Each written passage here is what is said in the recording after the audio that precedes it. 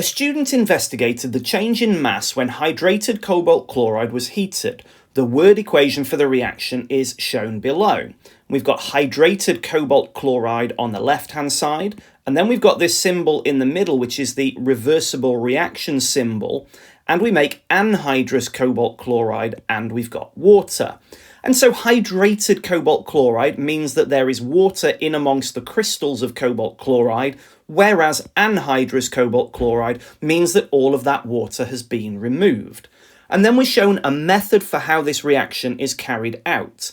If you find method questions difficult, I suggest that you draw diagrams to help you track what is happening. The diagrams don't need to be amazing, they're not going to get you marks necessarily, but they'll help you understand what's happening when it comes round to answering the questions. And so first of all, we add 2 grams of hydrated cobalt chloride to an empty test tube. We measure the mass of that test tube and its contents. And then we heat the tube gently for 30 seconds, allow it to cool, measure the mass of the tube and the contents again, and repeat those steps until the mass of the tube and the contents no longer changes. And we're shown a table of results for somebody's experiment. You can see that the heating time is in the first column. That's effectively the independent variable that always goes in the first column. This is measured in seconds. And we're shown that the mass of the tube and contents is in grams, and we're tracking this for 5 separate readings. Our first command is to determine the mass of the empty test tube. Well, we need to do 2 things here. First of all, we need to remember that we used 2 grams of the hydrated cobalt chloride for the empty test tube.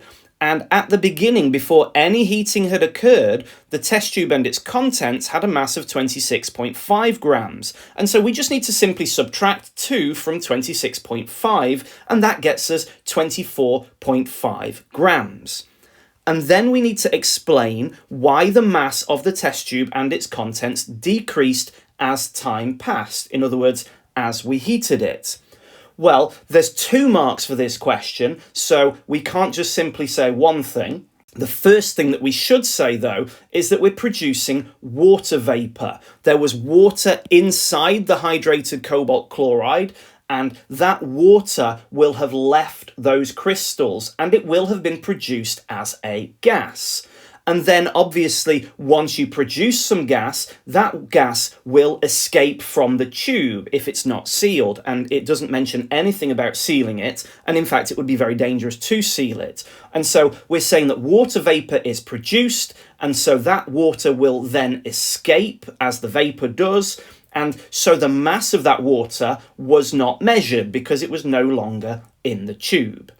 And then the final question about this experiment says, suggest why the tube and the contents were heated until the mass does not change. So you can see in the table that after 30 seconds, the mass had dropped by 0.3 grams, and then another 0.3 grams, and then another 0.3 grams every 30 seconds. But then between the 90th and the 120th second, that mass doesn't change.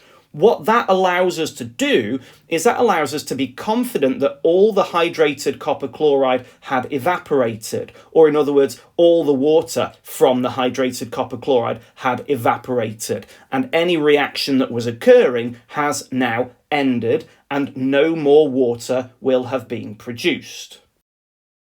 Energy is taken in from the surroundings when hydrated cobalt chloride is heated. When 238 grams of hydrated cobalt chloride is heated until the mass does not change, 88.1 kilojoules of energy is taken in. The students in our experiment heated 2 grams of hydrated cobalt chloride until the mass didn't change.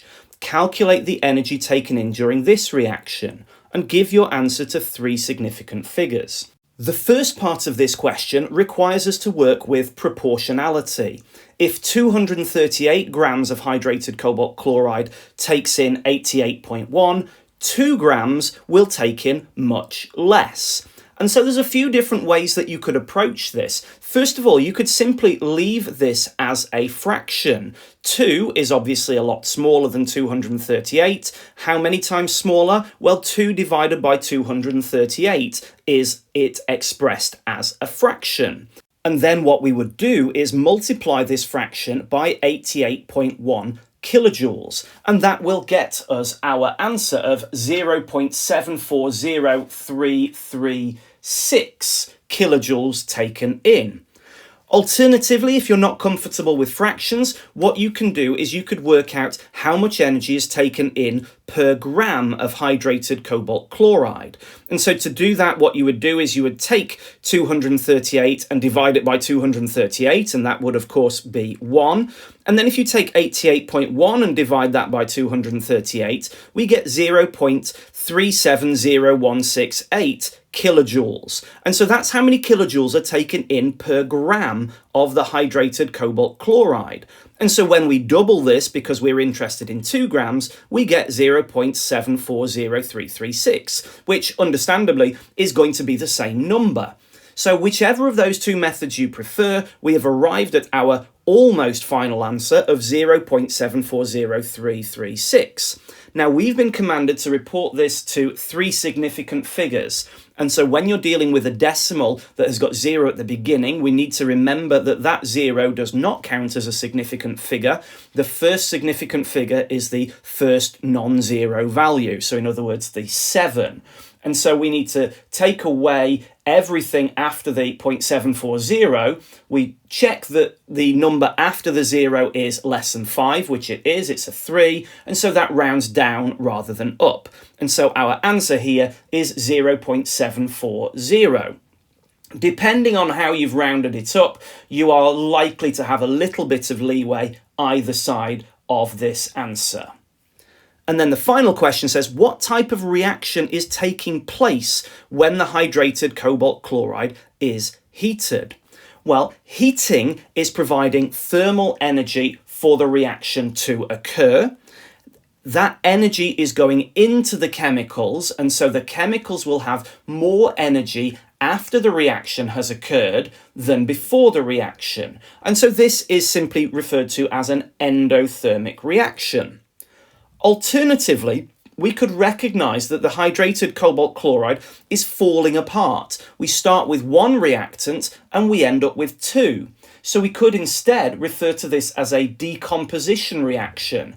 And it's a decomposition reaction that requires heat energy. So it is a thermal decomposition reaction. We could also remark on the fact that there was the reversible reaction symbol in the equation that we were given. And so instead of these two possibilities, we could instead say this is simply a reversible reaction. My preference would go towards referring to it as being endothermic because heat energy is going into those chemicals, and therefore this is going to be giving the chemicals more energy than they started with, which is what an endothermic reaction is.